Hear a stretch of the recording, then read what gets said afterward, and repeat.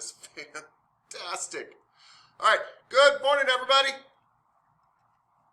Yay. It's good to see all of you. Yeah. How was your 4-day weekend? It's pretty good. Not bad. Not bad at all. Yeah. Okay. Well, that's good to know. Let's see here.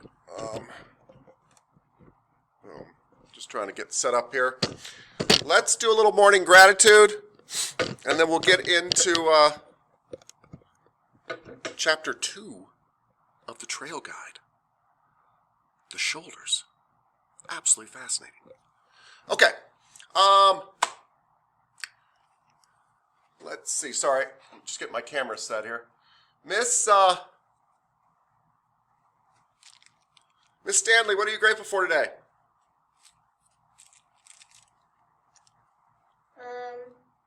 I'm grateful for chicken. I learned this week I don't like seafood at all. I tried lobster, I tried shrimp, I tried crab. I can't do it. Wow. Yeah, you tried it. Yeah. Yeah. It's not your thing. No. So, chicken it is. Yeah. Good. Okay. Yeah. I'm glad you tried it more than once. I kind of feel like people try stuff once and they're like, I don't like it. I'm like, yeah. Anyway, good. So you're grateful for chicken. That's awesome. Thank you. Miss Harper, what are you grateful for?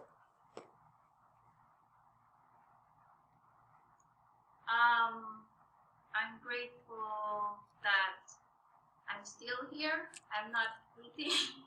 You're still here? I mean, I'm still like surviving this course. I mean, I feel like sometimes it's hard, especially the anatomy. And, Yeah. But thank you for you and Mr. Barra. You help us to explain everything, and I'm grateful for that. Yeah. Thank you. I'm always available for tutoring, too. We can do tutoring.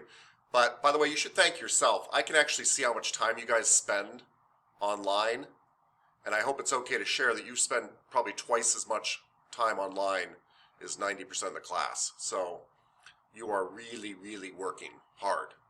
So, I'm sure it seems hard. Please don't quit. It will get easier, I do promise. But what I'm trying to say is you should thank yourself. You're the one making all the effort. It's really quite noble.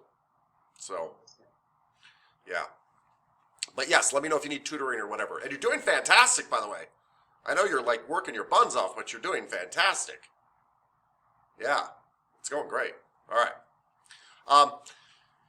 Miss Petrie, what are you grateful for today? I'm grateful that Chris made it home safe another week. Yeah.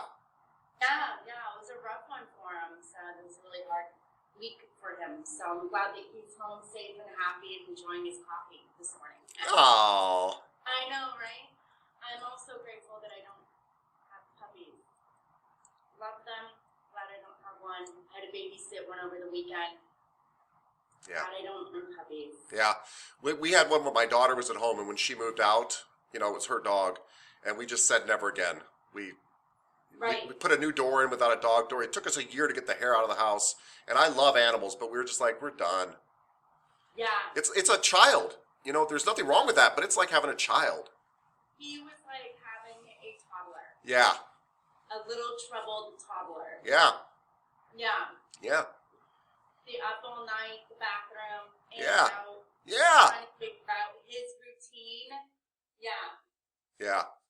So you are grateful. No puppies. You just have Chris to take care of, and you're good. I have 2 dogs, but I got Chris. Oh, that's right. So you still have to. I didn't want to ask. I was worried that maybe something happened to the 2 dogs. Got it. No. You just don't have a puppy. I just don't have a puppy. I gotcha. So all your dogs. Alive, believe it or not. Yes. Yes. Yes. Miller. Yeah. Little Miller. 5. Good. Boy. Good. Yeah. Good. So everybody in your house, including Chris, is potty trained. That's good. Yes. Yes. Good. All right. I like that. Okay. Yeah. Miss Hanson, what are you grateful for today? I'm grateful for spending the time and the weekend with my family. Yeah. It was a good weekend. It was long. They seem so long, but then when it's over, I'm like, I could have another day. Yeah. Every time we have a long weekend, I'm like, I think I might enjoy retirement. Like, it might not be that bad. Yeah. Good. I'm glad you got a weekend with the most important people in your life. Yeah. Miss Nguyen. Miss Nguyen, what are you grateful for today? Hi everybody. Therefore last night I sleepy very good. Oh, you did. Good. Yeah, and weekend and everything I need to moving. Come to close the school. So I don't need to driving next week. I don't need to driving in the long way come to school. Oh, so you live closer now? You moved? I'm moving. Yeah. And so you'll be closer to school? Yeah. And I Wow. only driving about the half hour. Wow. That's fantastic. Yeah, but in the now in the next week. But Next in week. the now because I only moving in yesterday and weekend. On the weekend I need to me moving, and so in the next week I don't need to in the driving long way and late. I don't need to worry about that anymore. Fantastic. Yes. Very happy about that. Yeah, I would be happy about that too. I don't like long commutes. That's good. So you got a good night's sleep and less driving next week. Yeah. And a new house. Yeah. Yeah, new. No, that's wonderful. It's wonderful. Yeah. Yeah. Very close. Very close. Yeah, I like that a lot because sometimes I driving very hard and very hard for me to driving very busy on the street and cannot driving fast and for enough time to go to school. Yeah, I gotcha. Good. Well, good. Those are all wonderful things. Good night's sleep, less commute. Thank you. Thank you. Miss Monreal, I can see you. What are you grateful for today?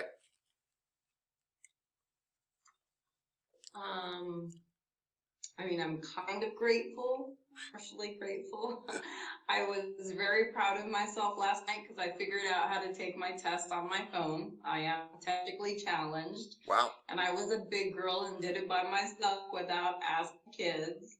Wow. Morning, I couldn't figure out how to homework.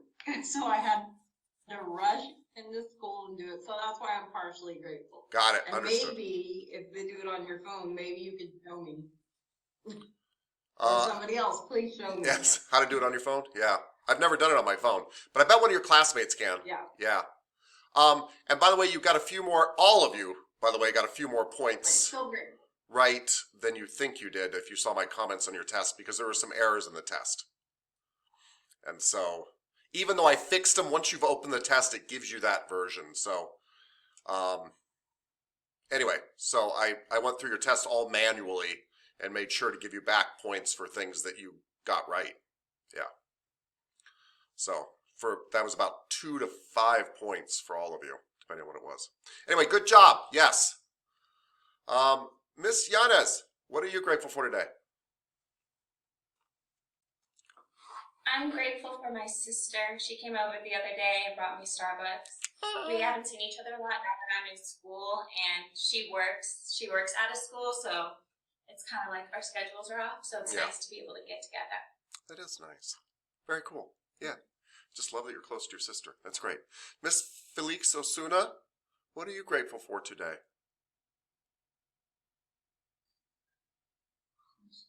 Hi, can you hear me? Yep, sure can. Yeah. Hi, good morning, everyone. I'm grateful for this weekend. It was really long. Yeah. Also, I'm grateful for having a good night's sleep, and I'm hoping that I can get through this week too. Anyway, I didn't hear the last part. So, long weekend, good night's sleep, and what was the last thing? Oh, that I'm hoping that I can get through this week for school. Yeah, you're going to get through this week fine. Yeah. Yeah. Cool. Today it's going to be a good day. You guys will see. Miss Torres, what are you grateful for today?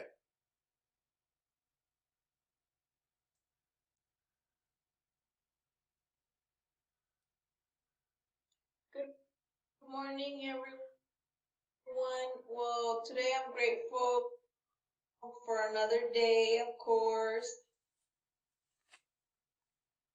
For the long weekend, because we went on a road trip, so that was nice, and I was able to clean the house and get things ready. So I'm really grateful for that. And yeah. Yeah. So you got a long weekend, a big break, you took a road trip, all that kind of fun stuff, and you got your house kind of set up for the week and cleaned and ready to go. That's great. Miss Cooper. Hi, Miss Cooper. What are you grateful for today? I'm grateful that I don't have to go to work. Yeah. Yeah. Good. All right. I worked late yesterday, and I was really grumpy about it. But now I just got to do school, and then I can come home and take a nap. Yes, that's true. That's exactly right. Yeah. Good. Good. Mr. Kandaris, what are you grateful for today, sir? I'm grateful to have a full fridge. Yeah. Looks like it's stocked. Yeah. Yeah. It's a good. I got 3 roommates and stuff. We always go to the store and stuff. Oh, that's good. I like that. It's hard to find good roommates. That's really good. Yeah. That's awesome. And I guess I'm grateful for them too, because they help me out a lot. They've helped me put a lot of work into this house. Wow. Very cool. So you're not renting an apartment. You're in a house. Yeah, no, it's a fixer-upper. I mean, we didn't have floors. Like, here, I'll show you real quick. Like, it was all concrete like this. And, yeah, they've helped me a lot. We put floors in, paint. And, Wow. Yeah. That's cool. So you got a fixer-upper. That's awesome. Mm-hmm. Good for you. That's very impressive. Very smart move. Very smart move. Well, good. That's a lot to be grateful for. Your house, your fridge, your roommates that fill your fridge, your roommates that help you out, all that good stuff. Yeah. Thank you, sir. Miss Belodic. Miss Belodic, what are you grateful for today? I'm thankful for my coworkers at work, because Saturday and when I worked Friday and Saturday, it was really busy, but we all managed to get through it, so I'm thankful for that. Cool. I like that. Awesome. And last but certainly not least, Miss Hunter, what are you grateful for today?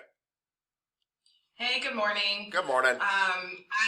I'm grateful for our break that we had. Like, I really needed it. I didn't think I needed it because I'm so used to go, go, go. Yeah.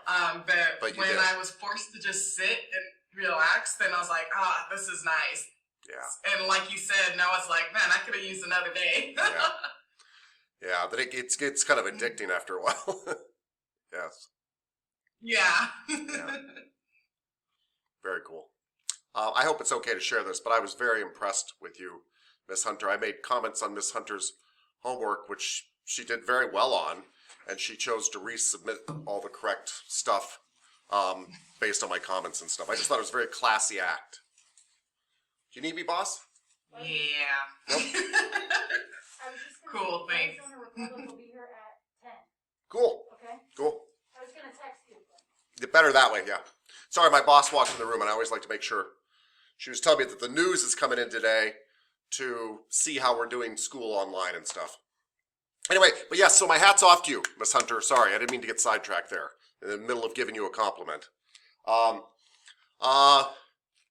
You guys did very well on an extremely long test. I know it was long. Today will be much better because I don't want you guys to mutiny. So,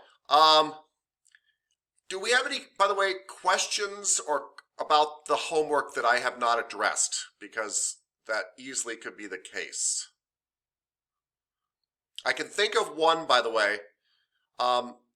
Miss Petrie, you had talked about some of the answers. You're like, it should be the peroneals, and I don't see that answer there, or the fibularis, and I don't see that answer there. You said one of those two things. The peroneals and the fibularis are the same thing. That's why it's so confusing. And it does kind of say that in the test, but it's tricky to see. It has one in parentheses and one not. That's an area on the leg, on the lower leg, and there are muscles there called the fibularis. Those same muscles are called the peroneals. When I went to school, they were called the fibularis 25 years ago, and then they started using the peroneals more, and they're kind of going back to the fibularis now again. And when we get to those muscles, we'll talk about it, but that was one where I was like, oh yeah, that is confusing, you know? And you can use them interchangeably.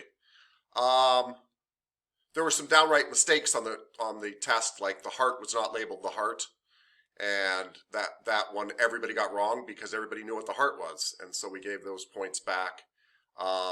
There were some other things, you know, there was a thing that did not have a correct answer at all. There were 2 questions in there that had no question with them whatsoever, so everybody automatically got them wrong. All that's been corrected, and all those grades were given back to you guys. So hopefully you saw comments How on many that. times did you have to take that test to find all the mistakes? That's what I wanted to know. So we program in the test, and then I was joking with him yesterday because, I mean, the day you guys were in class and when I threw Mr. Ibarra to the bus, but he really does take I put the test into the computer, then he's supposed to take the test to kind of catch any errors, but with 237 questions, it would be understandable why he might miss 5. But once you've opened the test, the computer kind of says, that's the test we're going to give you. Even though Mr. Tapscott's corrected this one, like if a student took it now, in fact, somebody took it really late and hadn't opened it at all, and it was right for them. But for all of you that started working on it that day, you got that version. And so, yes, you're right. I had to go through every single person's test and see if which you all did, you got the stuff wrong that you were right, but you got the stuff wrong because we were wrong. And so, yes. So every test, eventually. I didn't have to take the whole thing. I was able to kind of spin through it. But yes. I have a feeling you might start shortening the test time. Yeah, maybe. That's true, too. All right. Yes, well said. Well said. Touche, Miss Petrie. Any other questions about the homework? Thoughts? Whatever? Yeah? All right. We're gonna start on chapter 2, which is the shoulders and arms, right? And when I ask you a question, is this my arm here?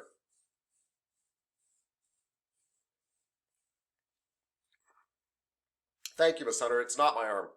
So we're not talking about the forearm today. We're not talking about the forearm this entire chapter. We're talking about the arm and the shoulder up here. All this. Cool? Let me get this slide presentation going.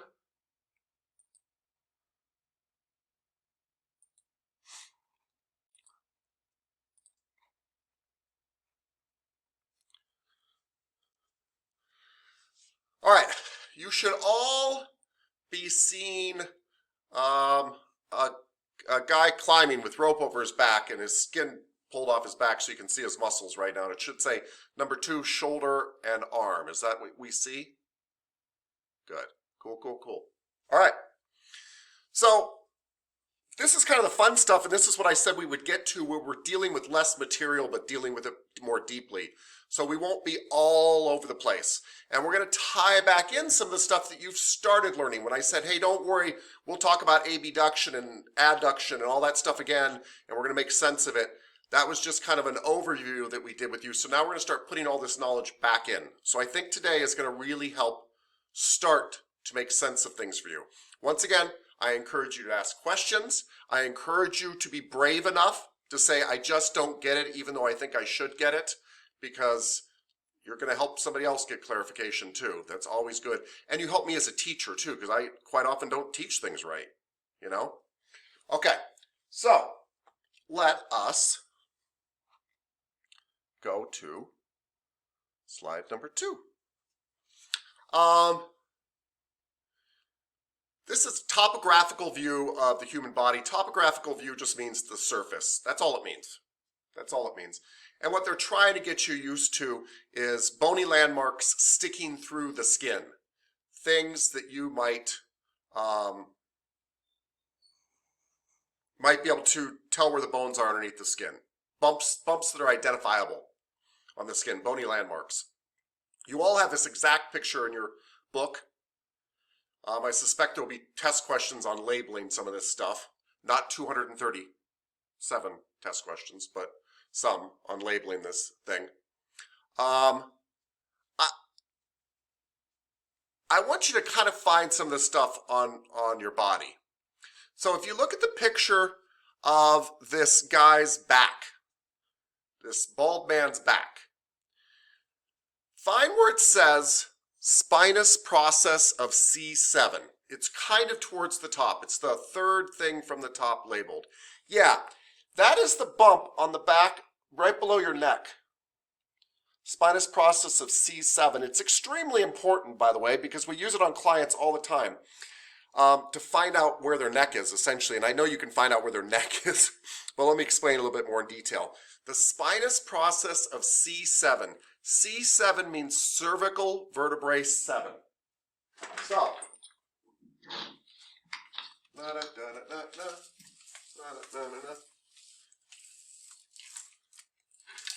you have like 24 vertebrae that make up your back, but we divide them into different areas. What region of the body is this? What region of the body is this that I'm grabbing right now? Cervical? Yes, thank you. Thank you, thank you. It is the cervical region, and so the vertebrae in this region we call the cervical vertebrae, and there are 7 of them. The one up highest is 1, and the one down lowest is number 7. C stands for cervical, and this is C1, C2, C3, C4, C5, C6, C7. And it is the most prominent one. It sticks out the most back here. You should be able to find it pretty easily. Even if you can't find it pretty easily, if there's anything sticking out back there, it's probably C7. It is so prominent, so noticeable, that it's often called the vertebra prominens. Vertebra prominens is C7. It's the most prominent, the most notable vertebra. Your vertebra prominens. That's an old term, but it's one that massage therapists and doctors still use. Vertebra prominens. It's your most prominent vertebra, and when I find it, I know I found the bottom of your neck and kind of the top of your thoracic area. Because the next vertebra under this is a thoracic vertebra, because this is your thoracic region. How do I know I'm in the thoracic region? What's always found in the thoracic region that's also delicious to eat? Ribbies! Yeah. Since there's a rib associated with every thoracic vertebrae, how many ribs do we have? How many ribs do you have? Anybody know? No? Anybody? No? 12 ribs. You have 12 ribs on each side, 12 pairs of ribs. So how many thoracic vertebrae do you think you have?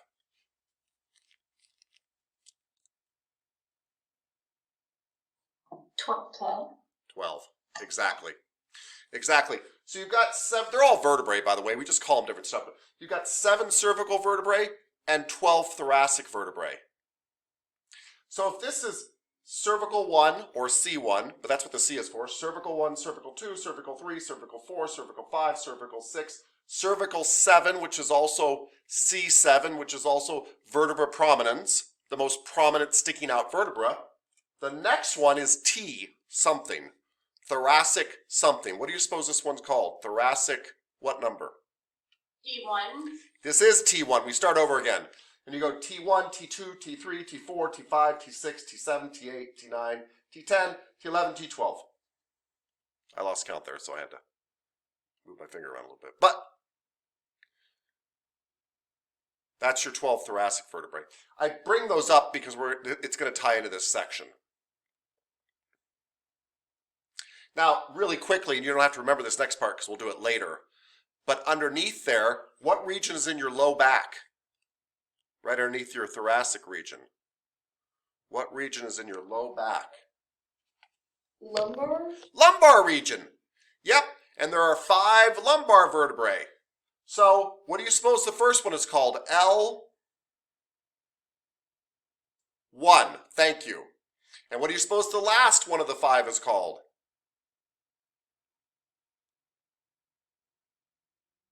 The last one of the 5 lumbar vertebrae.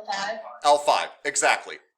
So, we've got C1, C2, C3, C4, C5, C3, 6, C7, then T1, T2, T3, T4, T5, T3, T6, T7, all the way down to T12, then L1, L2, L3, L4, L5, yeah? And then we have the sacrum, which is actually called S1. Now, there's only one sacrum, so it's kind of weird we call it S1, isn't it? But when you were a baby, you didn't just have one sacrum. You had several sacrums that later fused together to make that triangle that's your sacrum. So we still call it S1.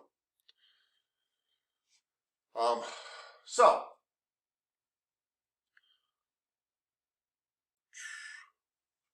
let's ask some questions just to make sure we grasp this part so far. Ms. Balonic, what is the very first vertebrae on your entire body called? And it's okay if you don't know, guys. We're just learning, drilling. I don't know. Okay, cool. What region is this? It's okay if you... I can't see. Oh, you can't see? Oh, the neck? Yeah, it's the neck. What do you call the neck region? Starts with a C. It's a little early, huh?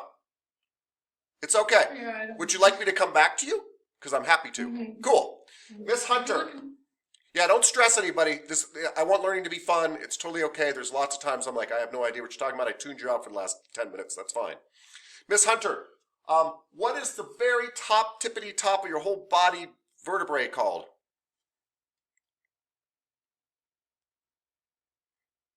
Gotcha, Miss Cooper. Miss Hunter, can you hear me? Sorry, I didn't know you were talking to me. That's okay. It's hard to tell. That's the C1.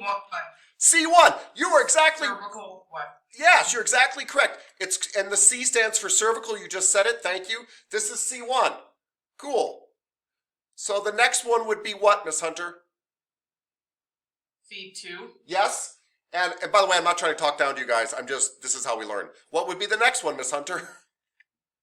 C3. Yes. I see a pattern here, Miss Hunter. What would be the next one? C4. Yes. Okay, thank you. So, Miss Balonic, the first one was called C1. Next one called C2, C3, C4. What do you suppose the 5th one is called, Miss Balonic?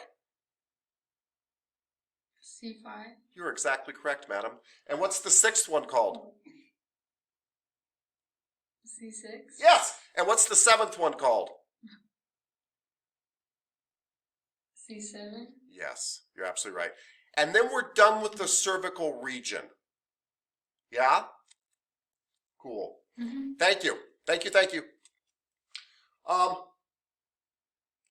Let's see. Let's go way down. Miss Torres. This is hard because we're just learning.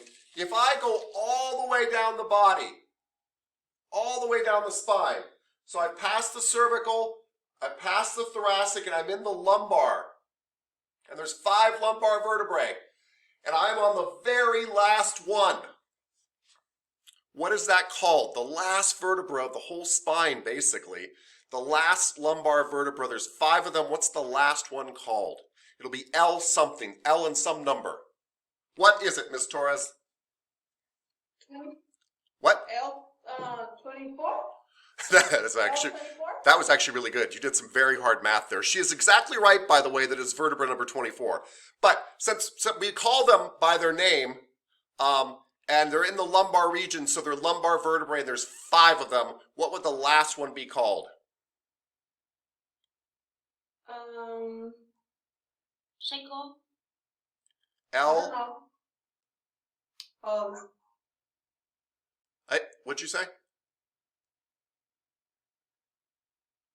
I don't know.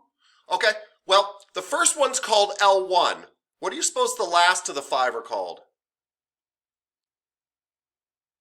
L5. Yes! That's exactly right. Cool. So we go from C1 down to C7, T1 down to T12, L1 down to L5. But Miss Torres actually did something kind of neat. She added them up, and she did recognize that the last vertebra, before you hit the sacrum's still kind of considered a vertebra, but is 24.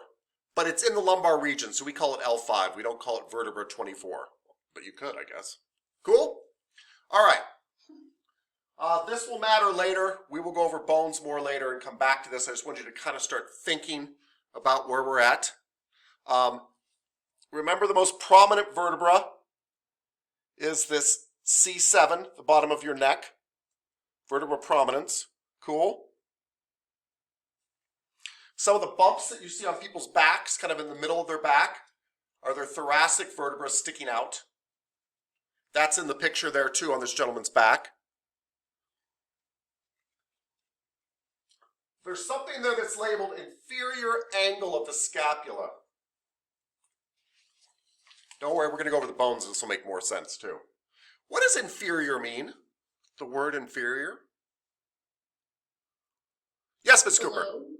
It does mean below. Exactly. So if there are angles on a scapula, if there are angles, it means the angle that's the lowest, the belowest. And they're just showing you that you can actually feel this angle on somebody's back. It's called the inferior angle of the scapula. You don't have to memorize that yet. We're just familiarizing you with the body. Yeah? But you probably, if you're mildly flexible, can find your inferior angle. I'm touching mine right now. I'm reaching underneath myself here, back here, and I can feel it. If you move your arm around, it'll move underneath. Boom. Mine popped. Yeah, they pop quite often. Yes. Good. Cool. Let's grab a couple other places on our body just so we can kind of get familiar with some of these muscles and things like that.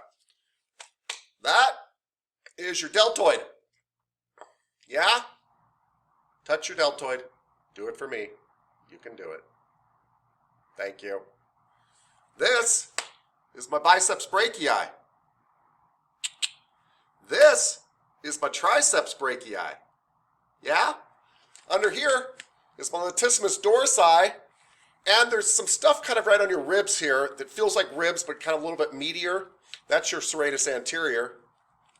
Yeah? Here's your pectoralis major. Here's your clavicle up here, which is a bone, and your trapezius back here. Yeah? Cool. When you're studying your muscles later, it really is helpful to kind of touch your own muscles and think about what you're doing. Cool, cool, cool. All right, let's move on. That's just kind of an introduction. Don't worry.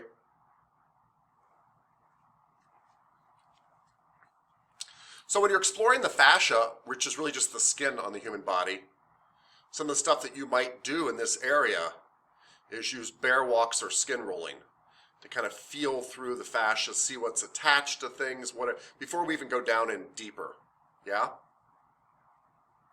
Can you move your client's shoulders and arms when you're working on them? Yeah, heck yeah you can. In fact, quite often it's a good idea. We're going to find out for all sorts of reasons. Here's the trickier question. What actions can the shoulders and arms perform? And by actions, I mean things like flexion, extension, rotation, adduction, abduction, elevation, depression. This area, protraction, retraction, this area, what type of actions can this area perform? Don't worry, if you're uncertain, I'll call on you, which will make it even worse. Circumduction is one of them, right? Circumduction, yes. So can you show me circumduction, Miss Yanes? Yeah. Yeah, it's you going through all sorts of different movements, really. Yep, and this is a ball and socket joint up here, and that's one of the reasons that you can do circumduction up here. Yes. Yes. Circumduction, bam, that's one. Somebody else, give me another Abduction? one. Did you say abduction? Abduction? Yes, can you show me an abduction of your shoulder?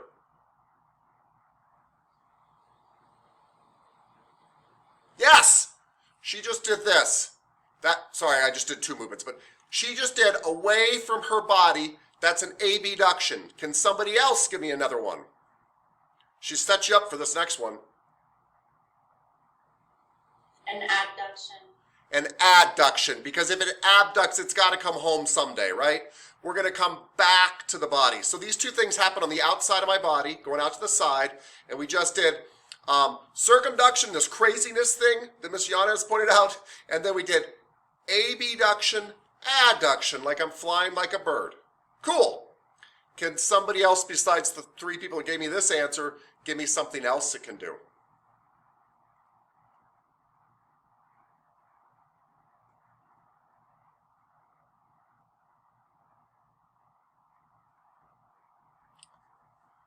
All right.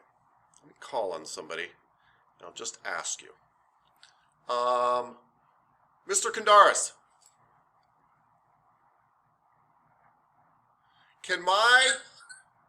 Well, it can. I'm going to show you. What movement is this? When my arm comes out in front of me. Abduction. No, abduction is, you're on the right track because abduction is away from the body, but it's out to the side. This is in front. Okay. Starts with an F. I don't know. All right, anybody? Starts with an F. And it's completely okay you don't know. We're just getting started. Yes, Miss Cooper. Flexion. Oh, Miss Torres, a flexion. Okay, thank you. So, Mr. Gandaris, if you can do a flexion this way, it's got to come back. What would that be? Well, I guess an extension. Yes! Not you guess, you're exactly right. Okay, but wait, because if you're lifting in front like this, wouldn't that be extension? Just like you're reaching up, out, and you're like this area. Flexions normally happen in front of you. And this is happening in front of you. And as it starts to head back behind you, it's an extension. Okay. It's just the way they're defined. What you're saying makes sense, but it's just the way they define this. They said, hey, if you're kind of moving an angle here in front of you, in general, there is an exception, that's a flexion. And this is a flexion, this flexion. Like, the closing and opening of the angle, so it seems like you're opening it. So that's why I didn't think about flexion. You're right. It's the way they look at the angle. You are exactly right. They're looking at the angle up here, and they're saying this angle is closing as you come up. Okay. Yeah. It's just the way they do it. Okay. So far, we've got crazy circumduction that my shoulder can do. It can do abduction away, adduction back, flexion up in front, extension towards the back. That's 5 things that my shoulder can do, and yours can too. Do we have any more? Anybody?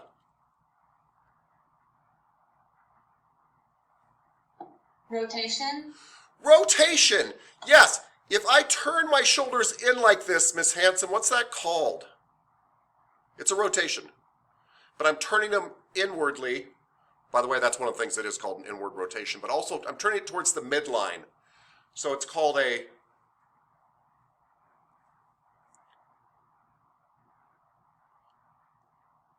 Medial rotation? You nailed it. Is it going in? Yes. Medial rotation. If it can do a medial rotation, what's the other thing it can do? Lateral. Yeah, lateral rotation. So now we've got 7 things my shoulder can do. Circumduction, adduction, abduction, adduction, flexion, extension, medial rotation, lateral rotation. Wow, 7 things. By the way, there's all different components that allow it to do this. I'm oversimplifying the question, but these are things that can be performed with my shoulder and arm stuff going on here. Is there anything else it can do? Anybody? Anybody? Elevation. Really? Can you show me an elevation of your shoulders? Oh, you are right now. Thank you. I don't know. Yes. And if it can do an elevation, What's the other thing it can do? Depression. Yeah, you nailed it. Thank you. That's now 9 things that my shoulder can do. Elevate, depress, medially rotate, laterally rotate, abduct, adduct, flex, extend, circumduction. Wow! There cannot be any more. There's no way. No way. Are there any more?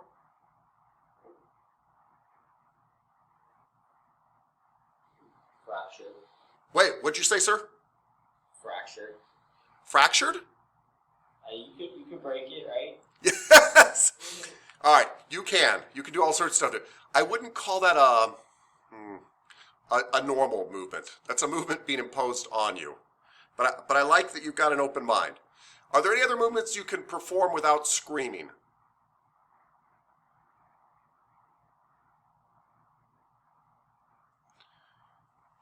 So look at me. Can anybody tell me what movement I'm performing right now? As I pull back my shoulder blades. Posterior? I am moving them to the posterior, thank you. That is correct. I am pulling them back too. I am retracting them. This is a retraction. And if I push them out, right, I admit some medial rotation is happening here. My scapula is also coming forward. If my scapula comes forward, that is a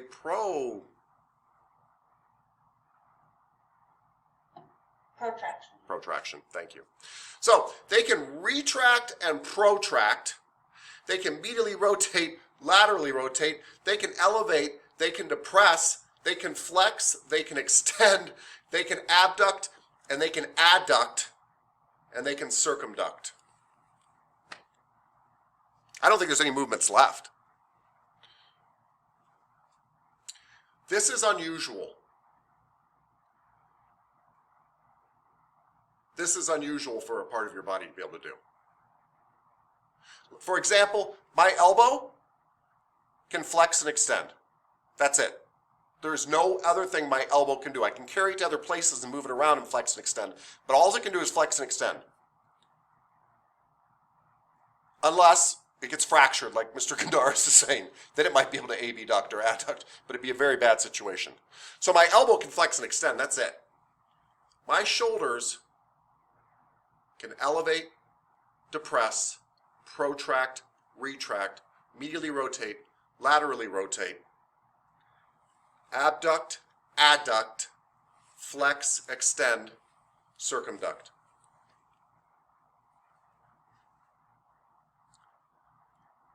They can also do one other thing that we haven't really talked about very much.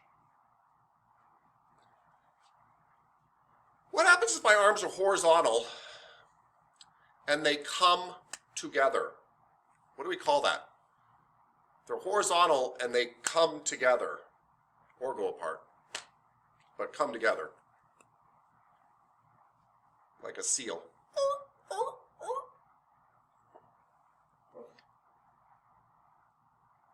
You gonna say something, Ms. Torres?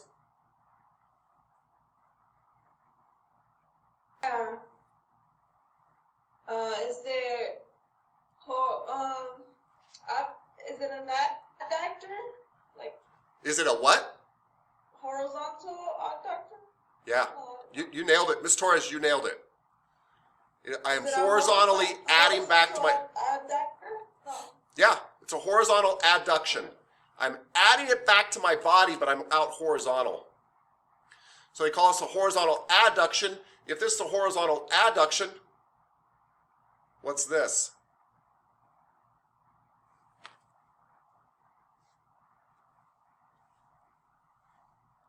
Don't overthink it. If I'm horizontally adducting, adding it back to my body, what's this? Horizontal adductor. Abduction. Yeah, abduction. Abductor. Yeah, horizontal abduction. Yes. So that's now, I think, 11 things that my shoulders can do. Again, remember, a lot of joints can only do 2 things. Flex, extend. So I lost count, but I think it's 11 things they can do. So we're going to spend just a little bit of time on this to make sure we have the actions, because this can be very overwhelming. I know that we're just getting used to actions. We're just getting started with them, right? Okay. So, Miss Harper, can you show me an elevation of your shoulders? An elevation of your shoulders. I don't know. Exactly right, Miss Harper. Exactly right. Exactly right. She went, yeah, I don't know. She's doing an elevation of her shoulders. Mr. Kandaris, can you show me a depression of your shoulders? Thank you. He had to elevate first to depress. So that makes sense. Cool.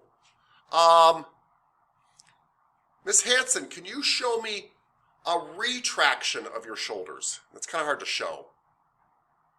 Retraction going away. Is it? Yeah, you're kind of throwing your chest out because your shoulder blades are going back. You're pinching your shoulder blades behind you.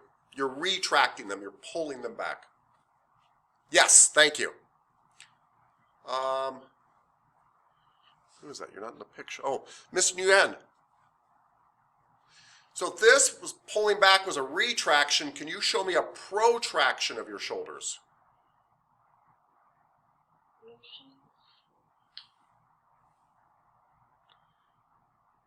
I always try to give you clues. No, that and that, right? So I'm sorry. What? Can you show me?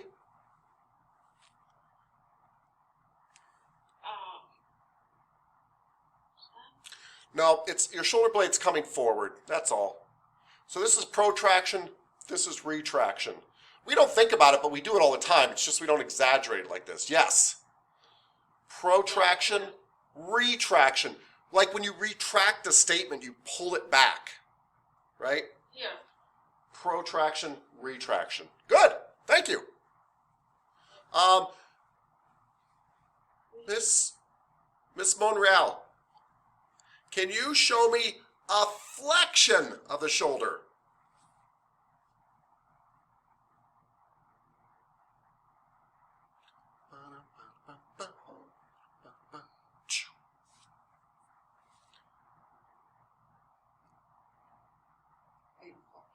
Yeah, flexion, right? Yeah, flexion. I just can't, just do it again because I didn't see you. Boom. Yes, if that's out in front of you, that's a flexion. Good. So, Ms. Giannis, can you show me an extension of the shoulder? Yeah, and by the way, it doesn't have to be all the way back there. The minute it starts moving back, it's an extension. Just so everybody knows. It's still extending, still extending, still extending, still extending, still extending, still extending, still extending. Flexing, flexing, flexing, extending, extending, extending, flexing, flexing, flexing, flexing, flexing, flexing, flexing, flexing, extending, flexing, extending, flexing. Cool? Well done. Thank you. Ms. Torres, can you show me an abduction of the shoulder?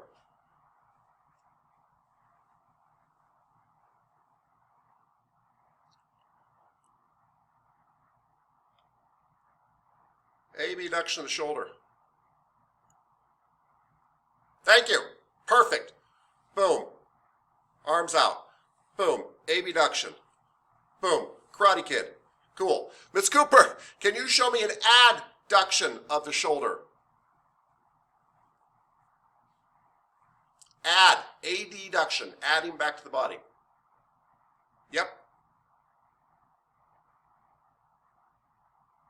That's depression. But would that be going down? No, that's depression. When you're down, you're going down, right? You have to abduct. You have to abduct to adduct. Okay. So you have to. Ms. Torres was very kind enough to show us that this is an abduction. What would be So you're just coming back. You're just going. You're just heading back down. Back to your body. Yeah. Well said. When I was doing that with the shield, like I was trying to explain that you go, like, from up to down, or like. I hear you. You know. Yeah. Good. Thank you. Thank you. Miss Baladik. Can you show me a medial rotation of the shoulders? Easier said than done, by the way. I think you just did it. Not an elevation, but a medial rotation. It's when they roll in. They roll in. It's very important to us massage therapists because a lot of people from working at a desk kind of permanently roll in their shoulders. But good, good. Ms. Hunter, can you show me a lateral rotation of the shoulders? It's going to be the opposite of what I'm doing right now. Thank you. We'll take it. Yeah, it's hard to show on camera too. We'll take it. And what does that leave us left? Oh, Miss Petrie.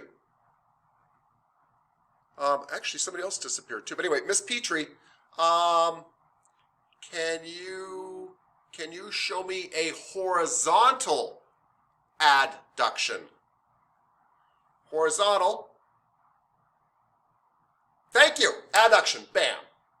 So you guys are getting this. You just need a little prompt, right? And if you can show me a horizontal adduction, you can show me a horizontal abduction, which you just did.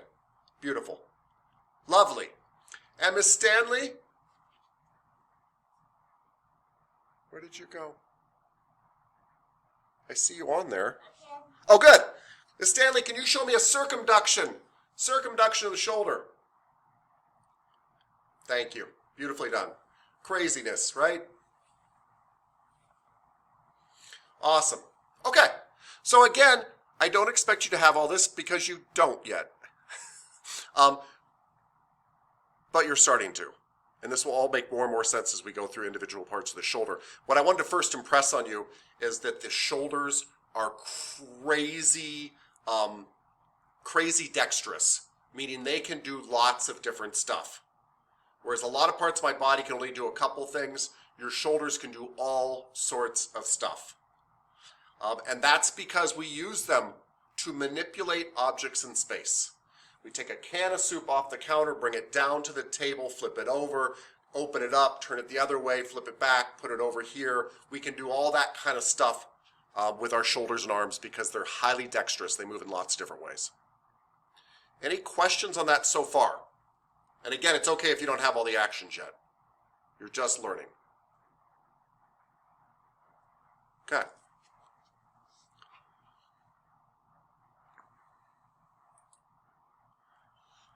All right.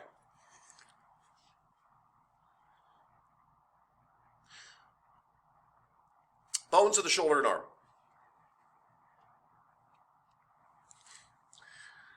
All those actions came from 3 bones on each side, but 3 bones.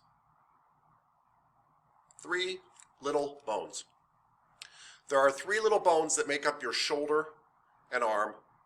You will hear me refer to the shoulder and arm as the shoulder girdle complex because it is a very complex area that works together. You actually have 3 joints in this area producing all of these movements that we did. All this crazy stuff is actually performed by 3 joints. It's one of the reasons you can get so much done, is it isn't just like an elbow moving. It's 3 highly flexible joints working together. And it's why you can get so much action out of, your shoulders. For example, very few of us in this class can do the splits, definitely not me. But all of us can open our arms up all the way. We just can't do that with our hips. And that's because we actually have 3 joints here working together. 3 bones connected together in 3 joints that make up the shoulder girdle complex. You can touch this bone right here. It's the clavicle. That's one of them. Thank you for touching your clavicle. You can touch this bone basically right here. It's your humerus. It's where your bicep is. It's your humerus. When you hit your elbow and they call it your funny bone, it's your humerus. And you can touch your scapula, which is the 3rd bone back there. That flat bone back there, you might be able to only feel parts of it, but that's the 3rd bone that makes up the shoulder.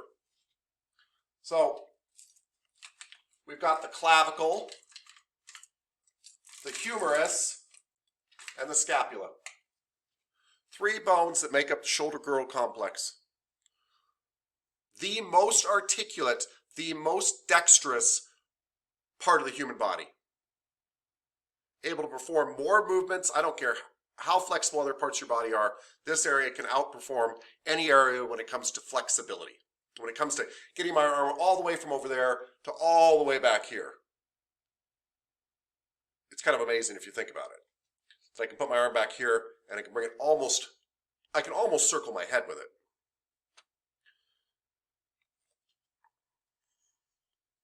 So, what are the 3 bones that make up the shoulder girdle complex? Miss Cooper, since you're stretching them, what are the 3 bones that make up the shoulder girdle complex?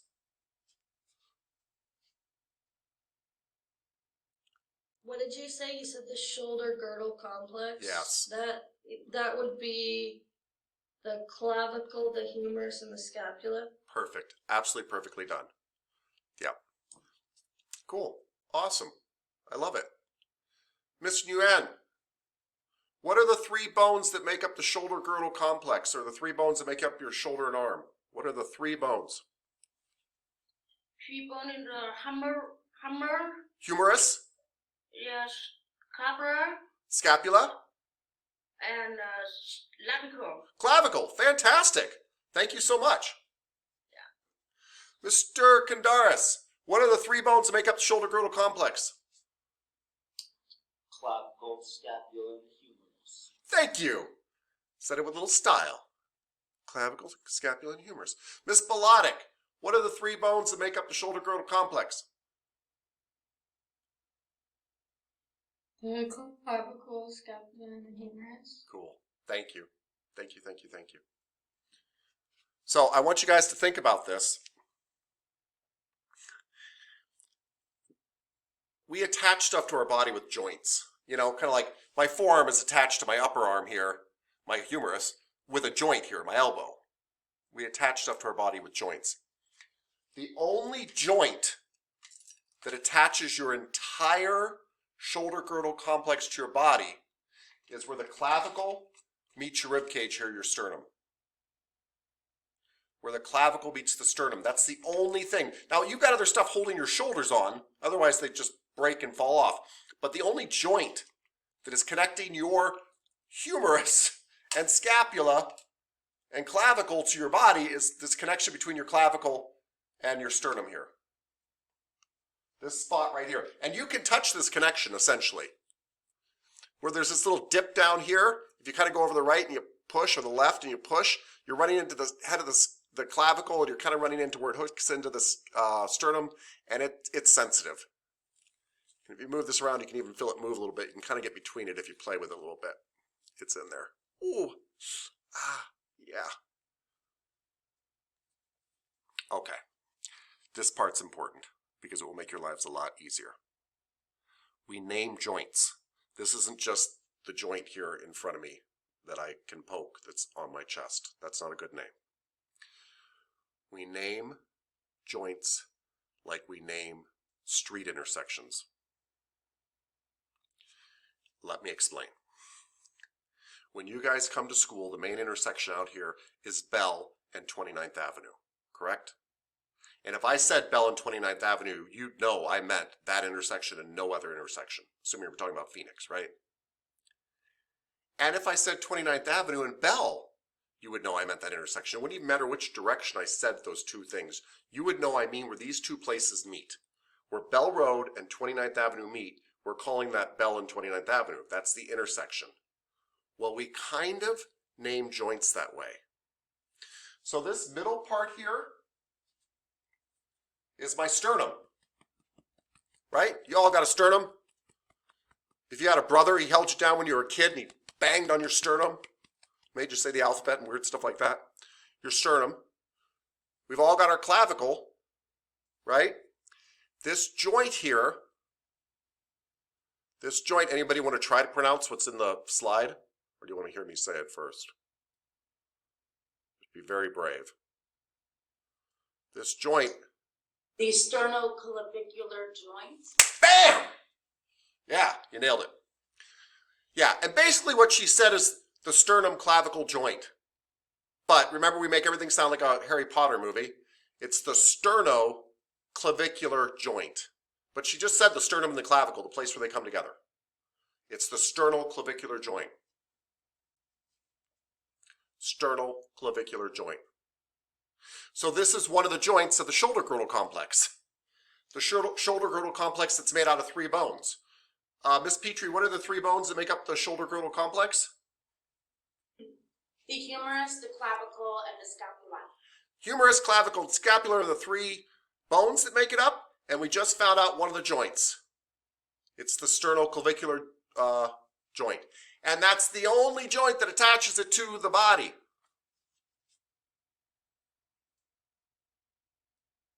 It's suspended to the body with other stuff, but that's the only joint that hooks the entire thing to your body.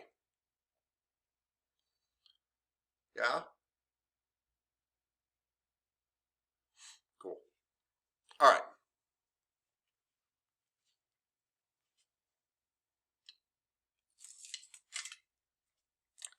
This bump on your shoulder over here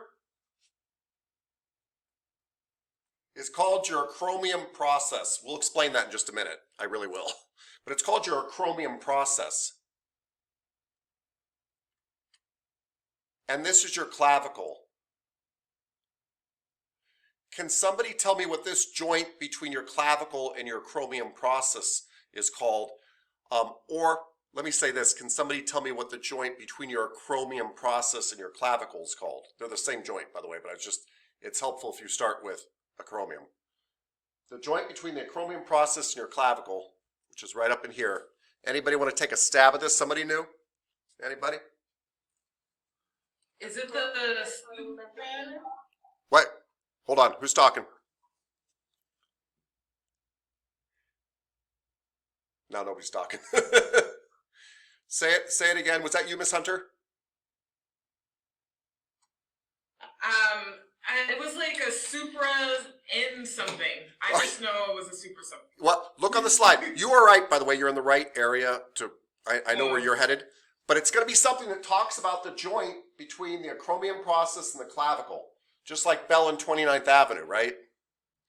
So, right. So something about the acromion process and the clavicle here. Can you see the slide? Yeah, I'm looking at the slide. It just says exploring the skin and fascia, bare walks and stuff. Is that the right one? No, yeah. Go to the next. Go to. Yeah, it's not the right one. Do you guys see where I'm at? Do you guys see bones? I hope. Oh, you do. So maybe your thing hasn't refreshed for some reason. Oh. Click refresh. Might help. No wonder you're like, what are you talking about?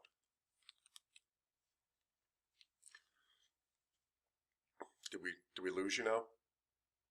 I think we did. Anybody want to take a stab at this?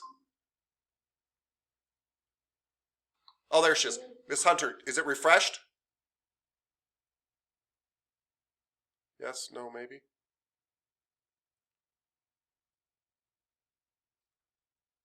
Yes, I can see the new one. Yay!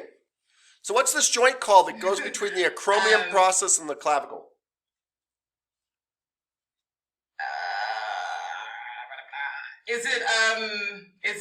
It's not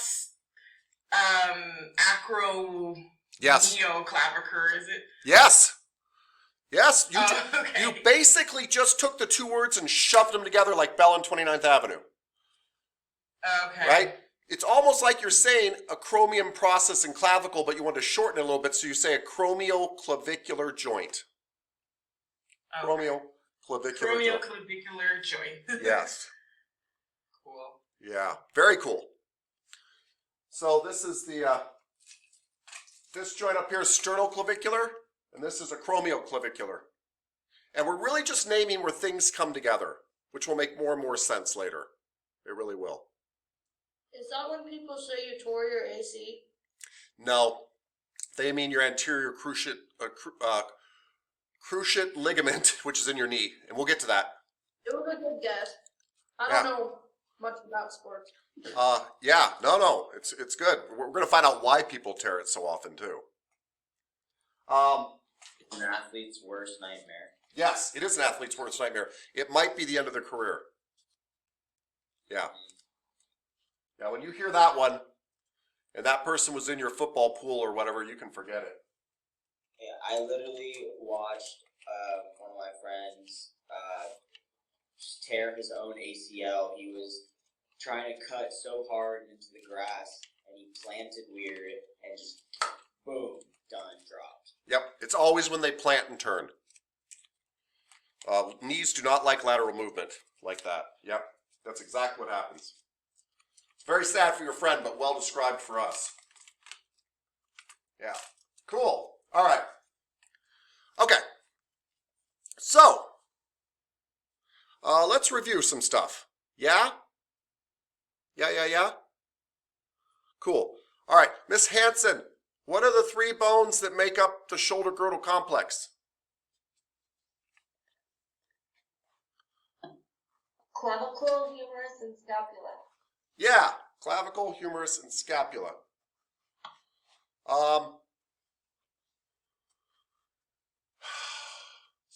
Miss Harper, where my sternum and clavicle come together, where my sternum, and clavicle come together, what's this joint called? It is called sternoclavicular joint. Yeah, not only is that right, you said it exactly right. It's my sternoclavicular joint. Very, very cool. Thank you. Miss Yanez, where my acromion process and my clavicle come together, what's that called? Acromioclavicular joint. Yes, said it perfectly. You are right. By the way, you guys do not need to say this perfectly. I just like to point out when somebody has, so you know how it sounds. But that's exactly right. Acromioclavicular joint. Beautiful. Beautiful, beautiful, beautiful. Miss Spalatic, what are the 3 bones that make up the shoulder girdle complex? Your 3 shoulder arm bones. The clavicle, humerus, and scapula? Yes, you're exactly right. By the way, I know I throw you guys off sometimes because you're like, didn't you just ask that? Yes, I did. I'm just reviewing with you. Yeah. But I know it kind of throws you off because you're waiting like for more. And sometimes I'm just giving you the same. Yeah. Very good. Thank you. That's exactly right. Okay. I like it. So let's go on to the 3rd joint in this amazing shoulder girdle complex, which allows me to do all sorts of incredible things with my arms. You have the humerus here, right? Your arm is the humerus up here. Your brachial region is your humerus. And it fits, the head of this humerus fits. Let me see if I got a little diagram here. Hold on. Bear with me.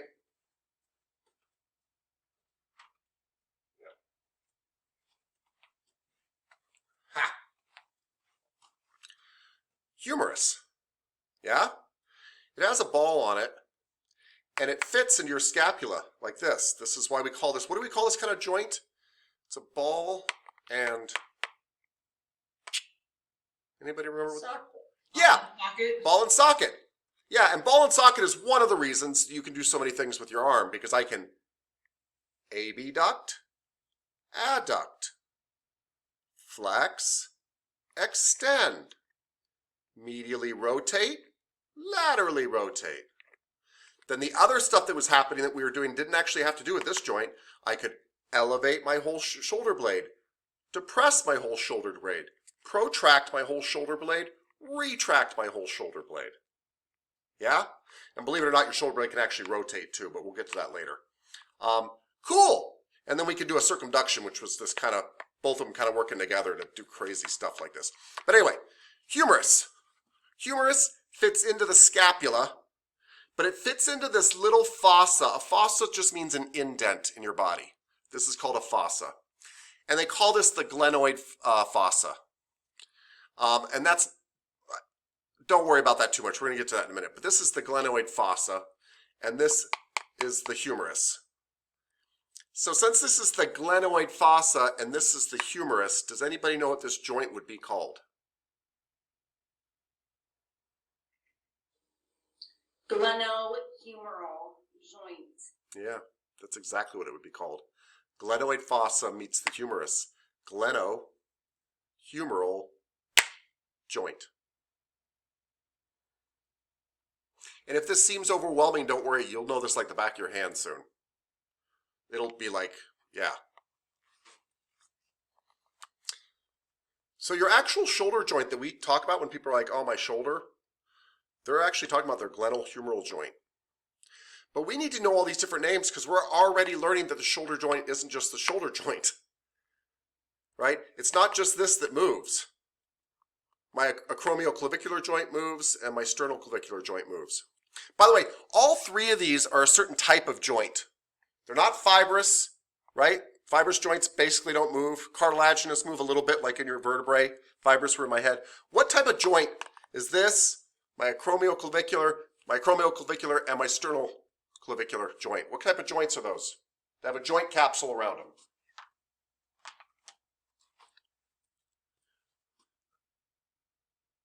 Synovial joint? Yes, Ms. Giannis, thank you. Synovial joints. And synovial joints, like I said, are the most common joints that we'll be studying. And they're special because they have a joint capsule that's essentially made out of fascia, ligament type material, really strong material. And the synovial membrane itself around there actually makes synovial fluid on the inside and actually acts as a lubricating oil to that joint.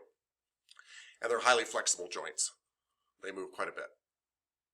Synovial joints, yeah, beautiful. So, we have 3 bones and 3 joints that technically make up the bones and joints of your shoulder and arm, or the shoulder girdle complex. Yeah? Yeah. Miss Stanley, what are the 3 bones that make up the shoulder girdle complex? The clavicle, the humerus, and the scapula. Thank you. And Miss Giannis, what are the 3 joints that make up the shoulder girdle complex? The sternoclavicular joint, the acromioclavicular joint, and the glenohumeral joint. Yes, you nailed all 3. She named the joint between my sternum and my clavicle, sternoclavicular, my acromion process and my clavicle, acromioclavicular, and the ball and socket here, my glenohumeral joint, where my glenoid fossa meets my humerus, glenohumeral joint. Beautifully done. Beautifully done.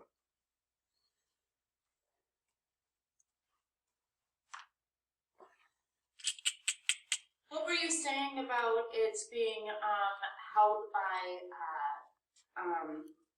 the fascia? What do you call that? The membrane, the fascia, The synovial membrane? Yeah. So there are 3 types of joints that we learned about. We basically only worry about one as massage therapists, basically.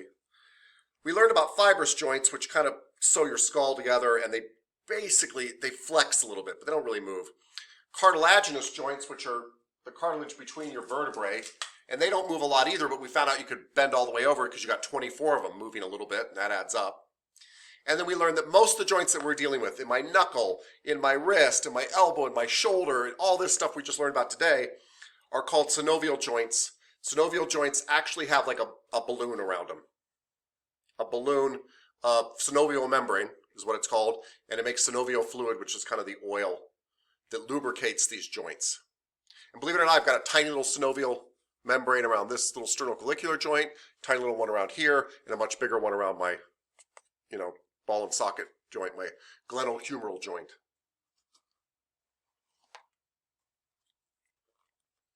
So in this class, by the way, when in doubt, guess that it's a synovial joint, because most of the time it is. Yes. Cool. Cool. Awesome. Any other questions, comments so far?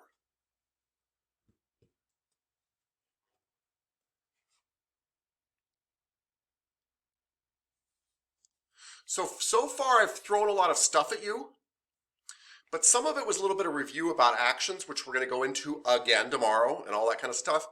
All I've really taught you today so far is that, hey, you've got this shoulder girdle complex that does a whole lot of cool stuff, and it's made up of 3 bones and 3 joints. That's it. That's it. Now, we are starting to layer material back on top of that, so I hope it seems like more than that. But my point is, the new information today was really like clavicle, scapula, humerus, sternoclavicular, acromioclavicular, glenohumeral. That's it.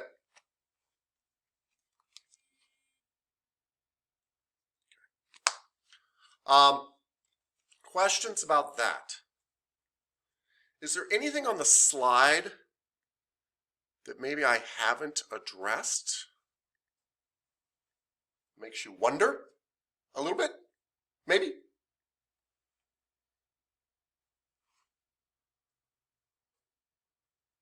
Ribs. I have not addressed ribs, that's true. Thank you. It's a good point to bring up, by the way. By the way, really quickly, because we're in this area, so it's good to kind of know. How many ribs do you have? We just found out today. 12. 12. And if we have 12 ribs, how many thoracic vertebrae do we have? 12. Yeah, you have to. In order for it to be a thoracic vertebrae, it's got to be attached to a rib. And if you got 12 ribs, you got 12 thoracic vertebrae. Well done. Awesome. Your ribs, by the way, are connected to your sternum with cartilage. Remember that semi-movable joint? Which is why you can push on somebody's chest and it moves. There's cartilage in here attaching. This is a side lecture, by the way. Don't stress on this part. It's important to know later, but I'm going to go over it later again. So I'm just kind of, again, throwing out some stuff at you guys. The first seven ribs attach directly to your rib cage. They have their own cartilage connecting them to your rib cage. And so the first 7 ribs are called your true ribs because they have a true connection. Yeah. The next 3, is that right? 3, 1, 2, 3, 4, 5, 6, 7. Yeah.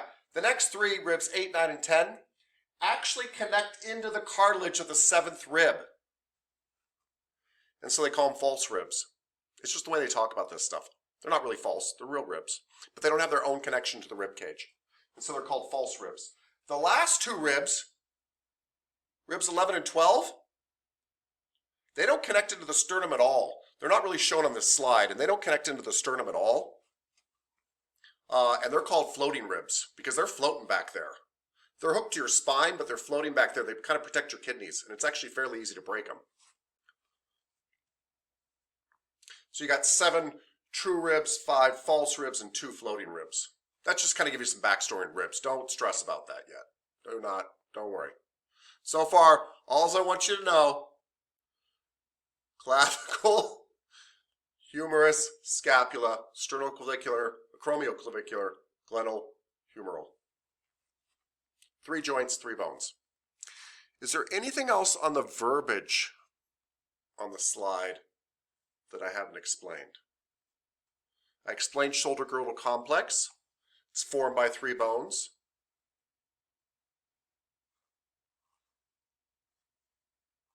And 3 parentheses 4 joints.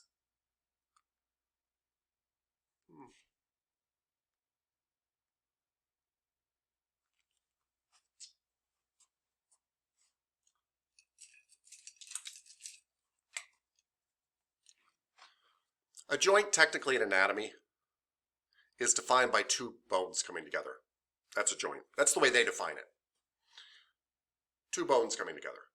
We learned that when the sternum comes together with the clavicle, we call this the, what, Mr. Kandaris? What do we call it when the sternum comes together with the clavicle? What's this joint here? Sternoclavicular joint. Fantastic. Thank you, sir.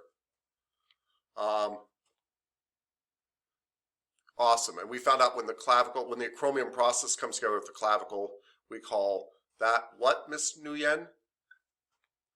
When the acromion process meets the clavicle, what's this joint called? Sternal and the clavicle joint. Acromioclavicular joint. Not sternoclavicular. That's over here. Acromioclavicular. Does that make sense? I don't mind that you got it wrong. I just want to make sure it makes sense to you.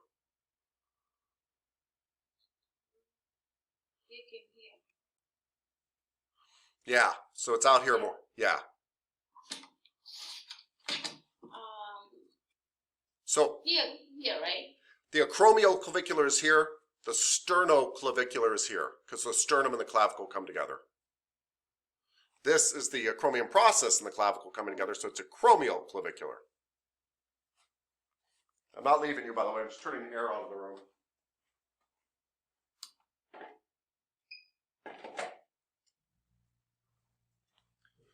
All right. And there was one last joint. Miss Hunter, what's this joint called? Where my glenoid fossa and my humerus meet. It's the glenohumeral joint. Nailed it. Said it perfectly. Nailed it. Thank you. Beautiful. Okay. So those are joints, and they're called. And by the way, they're defined by people as joints because it's two bones coming together. Okay. The fourth joint is not a joint, but I always include it because it works like a joint. But it's not two bones coming together, and it's not covered by a synovial membrane. And that's your scapula. So, if you see your scapula here, oh, sorry, it's the left-hand side one. Can you guys see this? When you guys move your arms, your scapula can come up like this, down like this. That's elevate, depress, retract all the way over to the spine, protract all the way out to about here. Our skeleton can't because her scapula's been wired to her back, right? It can actually rotate up and it can actually rotate down. I consider this to be a joint.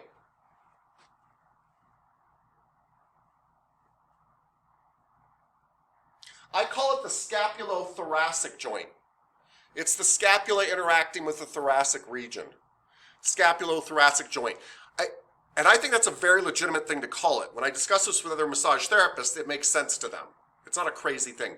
But I just want to let you know it's not technically a joint because it's not two bones coming together. And therefore somebody might say, that's not a joint. Okay, then what is it? It's a point of articulation. Okay, sure, whatever you want to call it. But the sternothoracic, I'm sorry, the scapulothoracic joint, and you will see other people use this term, by the way, it's not crazy what I'm telling you, is also this movement back here that allows you to do all this funky stuff with your shoulder. Because what really happens is, this thing doesn't operate on its own. The scapula moves with it. So let me give you just a taste of that, what I mean. When I abduct my arm, this, right? This is what happens. The glenohumeral joint does this. And then what happens here? Eventually my humerus actually hits my acromion process. That's as high up as my glenohumeral joint can go. This is as high up as my glenohumeral joint can go. And yet I can abduct all the way up to here. Because what my body does, boop, boop, boop, boop, that's as high up as that goes, but then it rotates my scapula at the scapulothoracic joint. And you don't move like that. Normally you kind of move them together, right? But the point is, there are two things moving there. Your glenohumeral joint can only get you up this far. That's it. If I hold down your acromion process, if I hold it down, you can't get up past here. Your acromion process has to come up to get you the rest of the way. My actual scapula is coming up the rest of the way. So again, you don't have to absorb all that. I just want to kind of point out these are two joints working together. And by the way, my clavicle is coming up too, so my sternoclavicular joint's working too. So all these things have to happen together. So it's really three or four joints, depending on how you define a joint, doing something to make this happen. And it's the reason you can get so much action out of your shoulder. It's really, really amazing. Because it's not just one joint. It's really three or four joints all working together to give you extra range of motion. Just like you get a lot out of your spine because you got 24 joints working together there, even though they don't move a lot. Questions, thoughts? This should blow your mind just a little bit.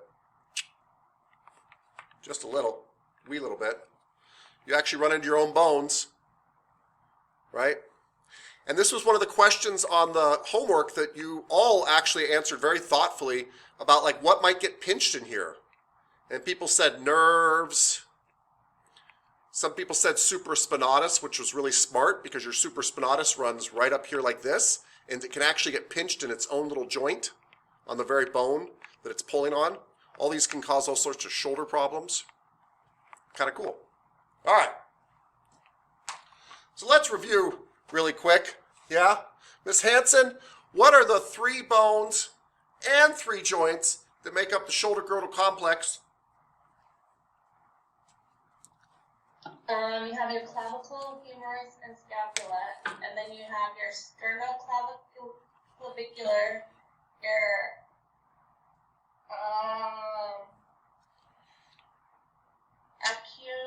Acromial? clavicle, acromial, and then your glenohumeral. Glenohumeral. Good. Sternoclavicular, acromioclavicular, glenohumeral. Yes. Now, I also kind of talked about this other joint, which is the scapula moving over the thoracic region. Scapula joint? Yeah, so scapulothoracic joint. Scapulothoracic joint. And again, it's not really a joint. But for something that's not a joint, it moves all over the place. I call it a joint, by the way, 100%. I think the whole definition of 2 bones coming together is stupid. Because it's really coming together with 12 bones. So anyway. Cool. All right. Love it. I'm going to go over some names on the scapula because we name every piece and every part of a bone. By the way, God, Mother Nature, whoever, was brilliant. And there are no bumps on your bones that aren't there for a reason. The reason they kind of call this Trail Guide to the Body, this book, and they always show a guy kind of climbing a mountain, all the bumps on your bones are places for things to attach. All the bumps on your bones are places for things to attach. This is a left shoulder blade. Be back here like this. I'm going to hold it on my left-hand side over here. This beak-like projection is called the coracoid process. Coracoid actually means beak-like. And unfortunately, this is something you do have to memorize. You just have to memorize this thing as the coracoid process. Amazingly, even though my scapula is on my back, you can feel your coracoid process from the front. Lots of massage therapists run over it over and over again. It feels like a little pencil eraser in there. They run over it over and over again thinking they're rubbing a knot, and they're not. They're hitting the coracoid process and it hurts.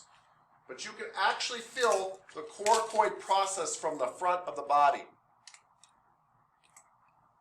It's right underneath the acromion process. It's down here and it hurts.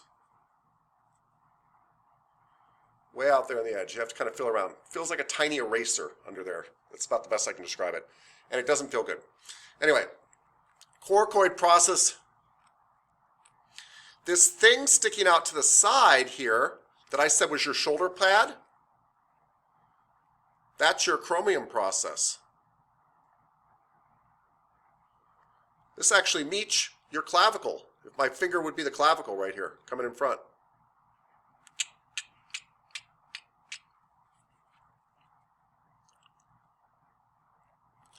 We already said this is the glenoid fossa. By the way, a fossa is a cavity, so your book is calling this a cavity. Just like when you get cavities in your teeth, they're holes in your teeth. This is a depression. It's a cavity or a fossa, F-O-S-S-A. Fossas and cavities are the same thing as far as I'm concerned, as far as almost everybody's concerned. This is the glenoid cavity.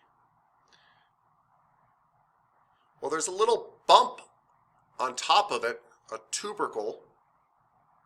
Tubercles are little bumps. A bump above the glenoid cavity would be called what? What would a bump above the glenoid cavity be called? What's the word for above?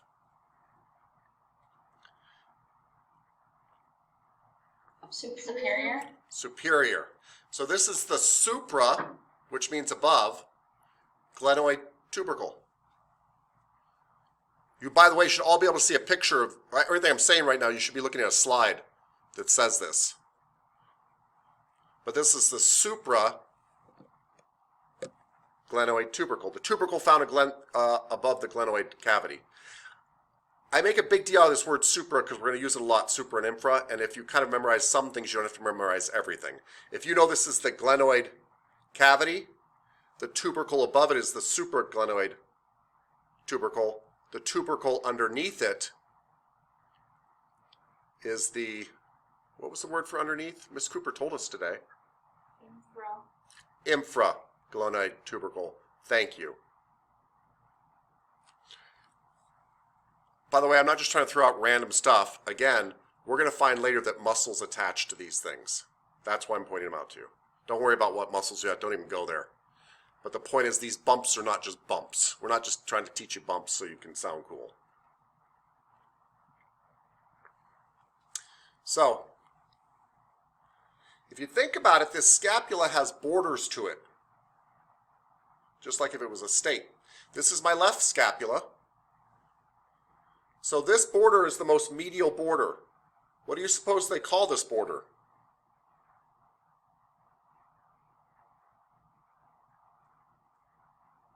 Medial.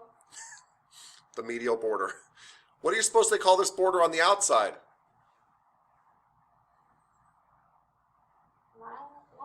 Lateral. Lateral border. Excellent. Now we're starting to understand why medial and lateral are important. So my medial border is the one close to my spine. It's most medial, and this is the medial border. This is the lateral border. This is an angle down below. So what do we call this angle?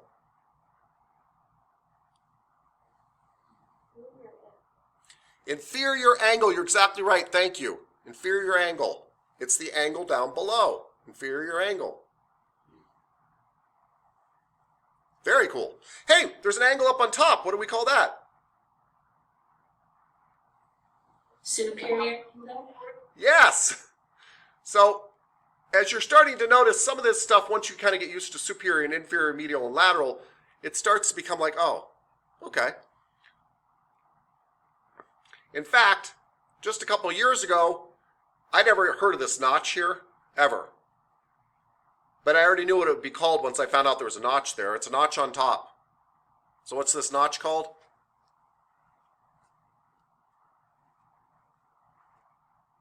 Superior.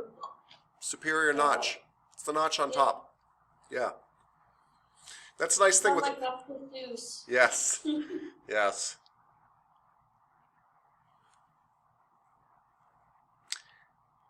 And this is hard to imagine, but if this scapula was on my back, this is the part underneath.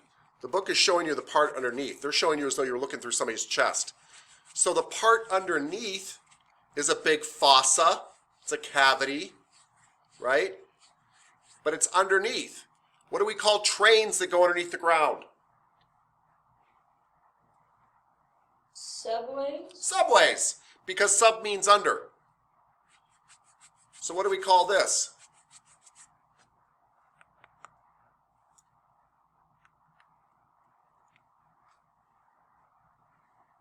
Subscapular fossa. Yes, 100% correct. Subscapular fossa. It is the fossa underneath the scapula. If this was on somebody's back, you can actually reach this. I'll show you guys later. But you can actually reach in the medial border,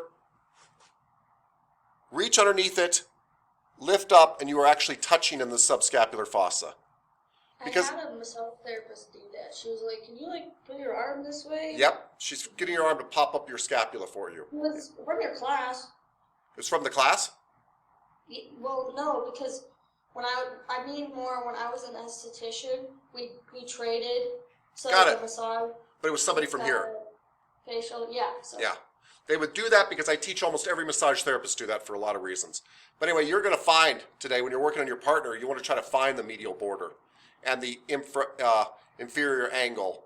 And you want to try to grab that medial border. Scapulars are cool. Because it's not really a joint, you can move it quite a bit on somebody's body. You can play with it. You can do some freaky things, actually. And it's very safe. The only thing you really have to be careful with this whole shoulder-girdle complex is actually the clavicle itself. Clavicles aren't super strong. But stuff on the back, you can grab that scapula, you can pull it, yank it, gnaw on it. Yeah. I'm just kidding about gnawing it. Don't chew on the scapula. Bump it. Pull it. Pop it. Pull it. Cool? Awesome. Okay. So, Miss Hunter, what is this beak-like projection called here? It's a process. It's called, hold on, beak. It's a chlorocoal process. Yeah, coracoid process. Yeah. That close enough for me. What's this process over here called? That's out my shoulder pad out here. Shoulder pad process? Yeah. Okay. Sorry. No. Maybe I threw you out there. I don't know. Starts with an A.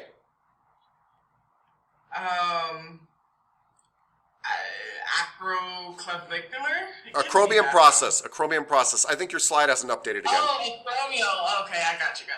Yeah, cool. Okay. And Miss Yanez, what's this big fossa called underneath the scapula? Subscapular fossa. Yeah. She just said what I said. She's 100% right, but she just said the thing underneath the scapula, the indentation underneath the scapula, subscapular fossa. What's this, Miss Yanez, what's this cavity or fossa here called?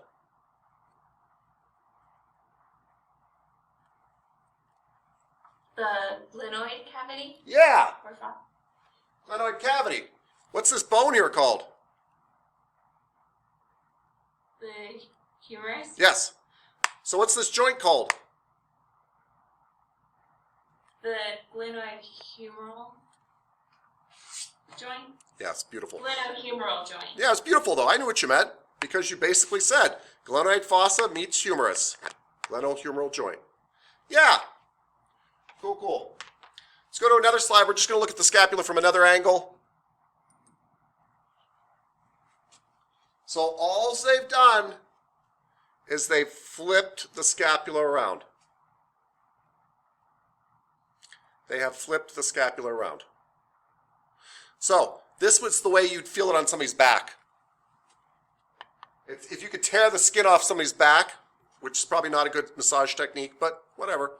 If you tear the skin off somebody's back, this is what you'd see. Right? Well, actually what you'd see is your client running out of the room, but this is what you'd see. So they're just showing you from different angles. So this is the area closest to the spine now. Right? So if this is the border closest to the spine, what is this border called?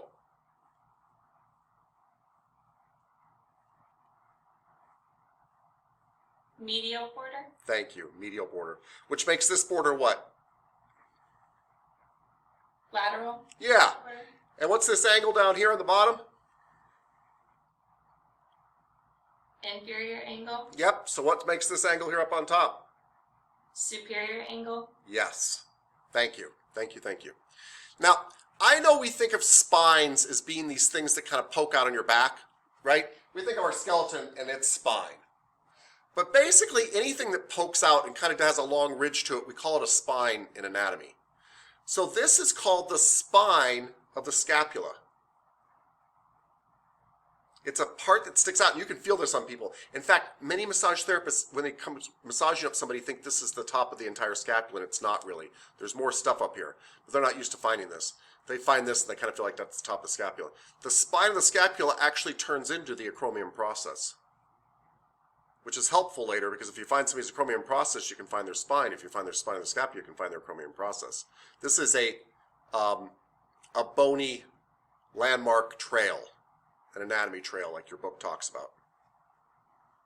So if this is the spine of the scapula, and there's an indentation above it, a fossa above the spine of the scapula, what would I call the fossa above the spine of the scapula?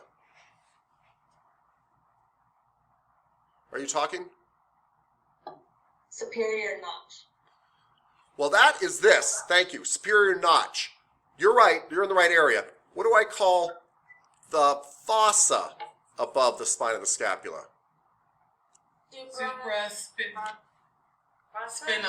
Fossa. Yep, supraspinatus fossa.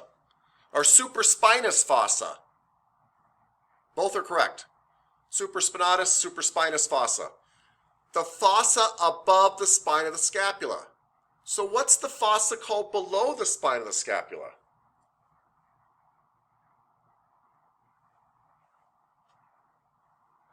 Infraspinous fossa? 100% correct. 100% correct. By the way, thank you guys for being brave. It's not fun saying stuff that you've never heard before. It's not fun saying it when you have heard it before. It's not fun saying it when somebody else gets it right and you're like, I don't know what I'm saying. But you're doing great. Yes, infraspinous fossa, the spine below, the fossa below the spine of the scapula. So, if you think about it, if you just know a couple of things about this, you can all of a sudden start to name all sorts of stuff. Like, you know what a border is. You know what a border is to a country or a town. So when I'm like, hey, this is a border, which border is it? You're like, well, it's on the medial side, so it must be the medial border. Then this has to be the lateral border. That looks like an angle, so inferior angle, superior angle. Spine of the scapula, if you know that, then you know this is the supraspinous fossa. Infraspinous fossa, yeah? If we go underneath to another fossa, underneath the scapula, what's underneath the ground? Subscapular fossa. You do have to memorize things like glenoid cavity or glenoid fossa because it's just weird, and acromion and coracoid. But can you see how the other stuff comes from just knowing medial, lateral, superior, inferior? Cool. Cool, cool, cool.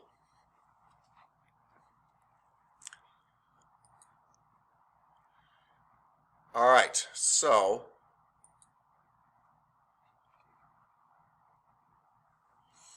you are not going to believe this, but that's it. That's the end. That's all we're covering today. I'm going to open up your homework right now. You can take a test on this. You might finish it before class is over. Won't have any other homework tonight. I'm not going to sign anything else. You're just going to take a test on these bones and these joints and these bumps and these cavities of the scapula, the humerus, and all that kind of stuff. What? Yeah, that's right. I did tell you it wouldn't always be bad. I really meant it. It won't always be good, but it won't always be bad. So we had to get through a lot of stuff so we could even have a conversation. Otherwise, everything is a side conversation. So that's the whole idea here. Hold on. Let me pause what I'm recording here. Okay. So let me do that right now.